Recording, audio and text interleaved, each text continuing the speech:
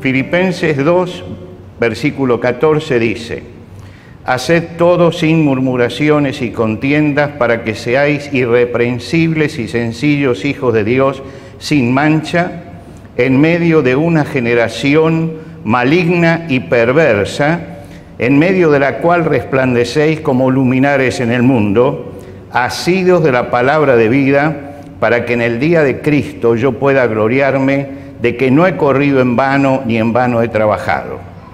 Hasta aquí nada más en la lectura de la palabra de Dios esta mañana. En los domingos anteriores pusimos 3 objetivos espirituales para nuestra vida durante este año. El primero fue tener una actitud espiritual abnegada.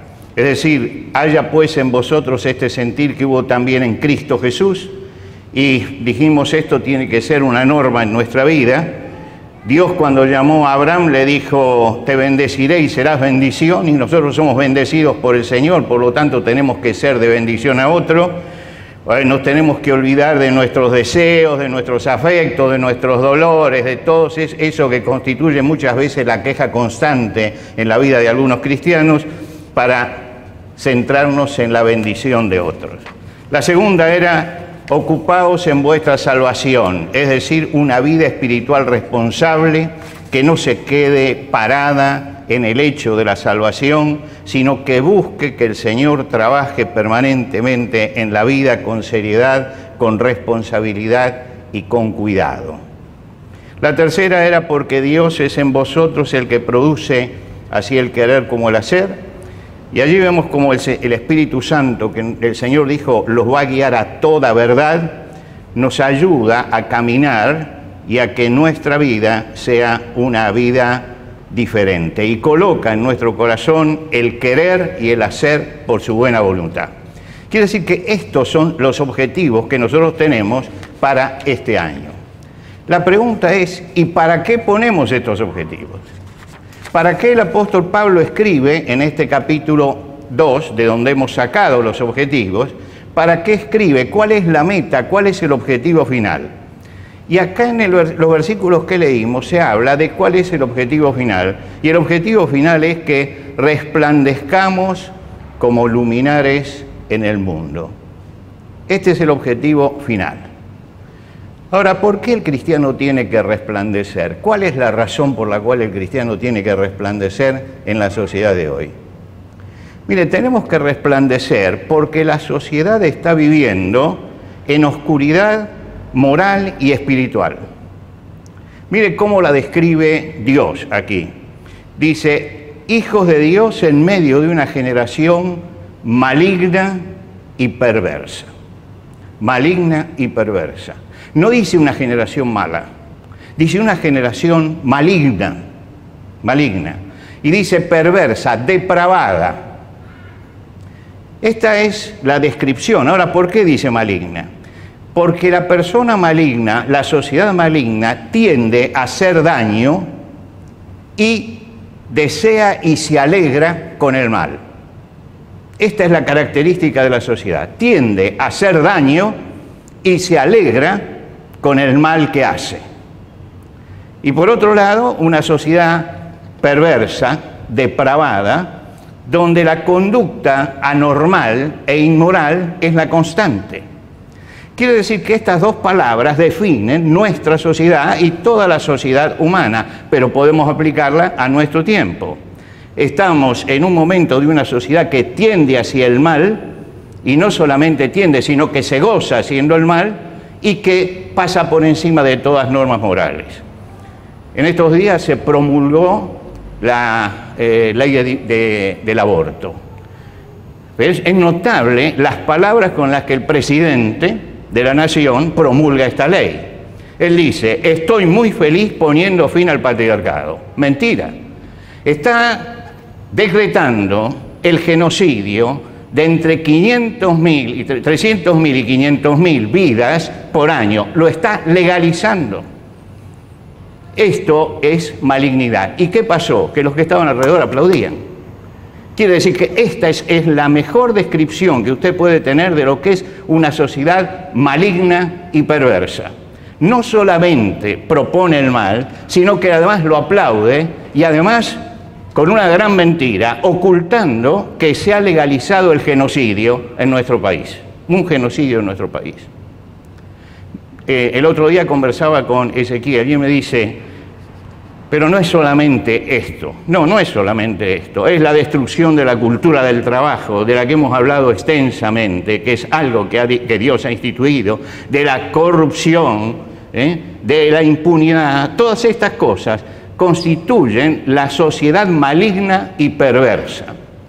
Ahora Dios nos dice a nosotros, en esa sociedad que está viviendo en oscuridad, que está viviendo en tinieblas, se espera que el cristiano resplandezca, que el cristiano brille. En un mundo de tinieblas y de oscuridad, manejado por seres oscuros, porque realmente cuando escuchamos ciertas cosas decimos qué oscuridad que tiene en el corazón y en la mente, lejos de Dios y de los mandamientos, dice, el cristiano tiene que resplandecer. Y entonces establece un principio para resplandecer. Dice, haced todo sin murmuraciones y contiendas, para que seáis irreprensibles y sencillos hijos de Dios sin mancha. Esta tiene que ser la definición. Es decir, sin murmuraciones y sin contiendas, para que seáis irreprensibles y sencillos hijos de Dios sin mancha. La primera cosa que se menciona es negativa y la segunda es positiva. Empiezo por la parte negativa. Dice, todas las cosas háganlas sin murmuraciones y contienda. No nos tenemos que permitir como cristianos, darnos el permiso a nosotros mismos del descontento, el permiso del mal humor, el permiso de la queja, el permiso del rezongo, el permiso de ver siempre lo negativo y nunca lo que el Señor nos ha dado. Esto es un permiso que nosotros nos damos a nosotros mismos. Y lo que nos está diciendo es no se dé ese permiso. Todo, y voy a leerla en el orden que está en el griego, todas las cosas que hagáis tienen que ser sin murmuración y ni contienda, es decir, ni lucha. Esto tiene que ser una característica del cristiano. Por eso comienza diciendo, si usted quiere resplandecer, en primer lugar, empiece a no darse permiso para ciertas cosas, a no darse el permiso para la queja, a no darse permiso para el rezongo, a no darse permiso para el mal humor, a no darse permiso para el descontento con lo que el Señor le ha dado. ¿Por qué? Porque si usted empieza a hablar de su descontento, entonces no puede brillar en un mundo donde el descontento, que produce descontento y donde el descontento es real. Ese es el aspecto negativo. Primero, la limpieza de nuestra lengua. Recuerden ustedes una cosa, el pecado por el cual Israel tuvo que morir en el desierto, ¿cuál fue? ¿Por qué pecado Dios hizo que ese pueblo que sacó de Egipto con tanto poder pereciera en el desierto? En el libro de Deuteronomio Dios explica cuál es el pecado de ese pueblo. Y Él dice, en este desierto caerán vuestros cuerpos, los cuales han murmurado contra mí. Quiere decir que la murmuración es un pecado tan grande como para que el Señor dijera a toda una generación, ustedes no entran. ¿Por qué? Porque se han estado quejando. No han visto las bendiciones de Dios. Y entonces no merecen entrar en la tierra prometida. Por lo tanto, lo que dice acá Dios es no nos demos permiso. Y hay un aspecto positivo. Se recuerda cuál es la meta del cristiano, que seáis irreprensibles y sencillos hijos de Dios sin mancha. E irreprensibles. Si ustedes buscan las cartas de Pablo, van a ver que repetidamente él habla de estas cosas. Él dice en la carta a los Efesios que el Señor nos salvó para que fuésemos santos y sin mancha delante de Él. Al final de la carta a los Efesios, hablando de la iglesia, Él dice que fuese una iglesia que fuese santa y sin mancha. Cuando vamos a la carta a los Colosenses dice que Cristo murió para presentarnos santos y sin mancha e irreprensibles delante de Dios. Ustedes pueden leer todo el Nuevo Testamento y van a ver que la meta del cristiano es esto, es estar separado del mal y vivir una vida que no pueda ser reprendida por nadie, irreprensible, sin mancha, sin nada que la enturbie. Y para eso tenemos que vivir en la luz, no podemos vivir en la oscuridad.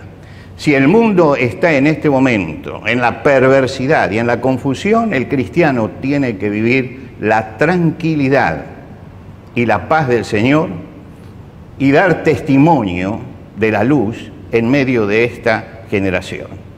¿Y cómo lo hacemos? Dice, asidos a la palabra de vida, asidos. La palabra asidos, que para nosotros asir significa agarrar, ¿no es cierto? Es decir, tomar algo con las manos, tiene un doble significado cuando el apóstol Pablo lo escribe. Significa, y ustedes van a ver que algunas Biblias traducen asidos a la palabra de vida y otras traducen levantando en alto la palabra de vida, porque los dos significados están puestos allí. Tiene la idea de que yo tomo algo y lo levanto. Tomo algo y lo levanto, asidos a la palabra de vida. Ahora, no quiere decir que yo voy a andar levantando la Biblia, objeto. Quiere decir que yo voy a vivir levantando la palabra de Dios como centro de mi vida, como aquello que rige mi existencia. La palabra de Dios se toma con fuerza, se aplica en el corazón y se muestra en la vida. Esto es lo que nos está diciendo el apóstol Pablo aquí. ¿Y para qué? Para hacer lumbreras, lumbreras. Fíjense ustedes que cuando Dios está creando el mundo, dijo Dios, haya lumbreras en la expansión. Y dice el libro de Génesis, y creó dos grandes lumbreras, una para que enseñoree de día y otra de noche.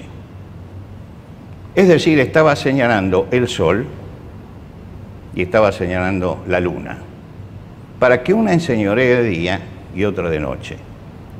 Ahora, nosotros sabemos que no son iguales el sol y la luna. El sol tiene luz propia. El sol es una estrella. Es la estrella más cercana que tenemos. Por lo tanto, el sol tiene luz en sí mismo.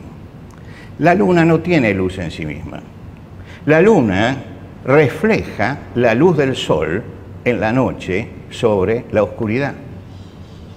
Quiere decir que hay dos tipos de lumbreras cuando Dios puso.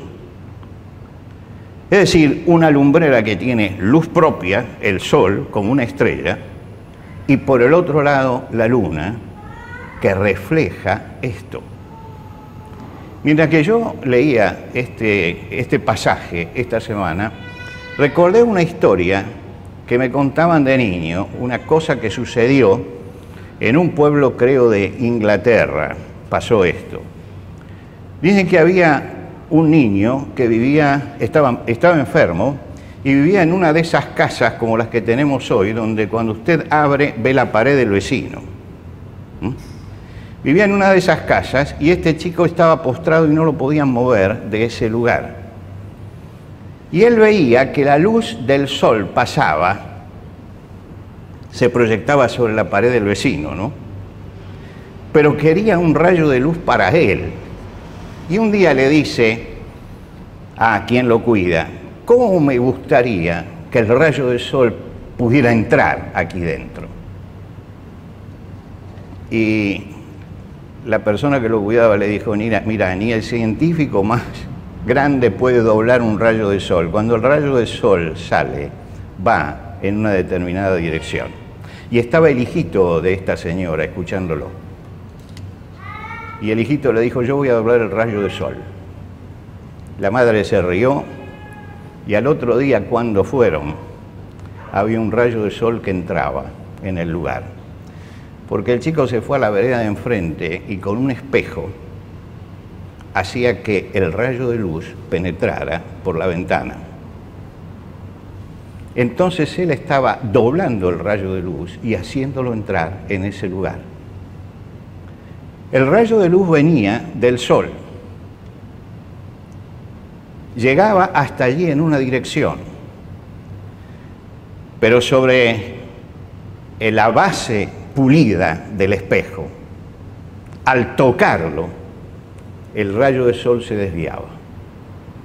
Ninguno de nosotros es como el sol, no tenemos luz propia nosotros, no tenemos luz propia. Pero a nosotros nos ha salido el sol de justicia, el Señor que dijo, yo soy la luz del mundo. Yo no tengo luz propia, pero si yo dejo que el Espíritu Santo pula mi vida, al pulirla, la luz de Dios toca mi vida y se proyecta hacia los demás. Y el objetivo del cristiano tiene que ser este justamente, que la luz de Dios se proyecte a través de una vida pulida por el Espíritu Santo. Esa ocupación en nuestra salvación con temor y temblor es dejar que el Espíritu trabaje en nuestra vida para que nos dé el pulimento necesario como para que la luz de Cristo toque nuestra vida y se proyecte a nuestro alrededor. Cuando un cristiano no proyecta esa luz es porque su vida todavía está opaca, porque no ha dejado trabajar al Espíritu Santo en él, porque no tiene el pulimento espiritual que necesita para que la luz de Dios se proyecte. Y para ser un luminar, como dice aquí, un luminar, para que un cristiano sea un luminar, tenemos que tener ese rayo de la luz de Dios llegando a nuestra vida, que encuentre un corazón y una vida pulida por el Espíritu Santo, que proyecte esa luz.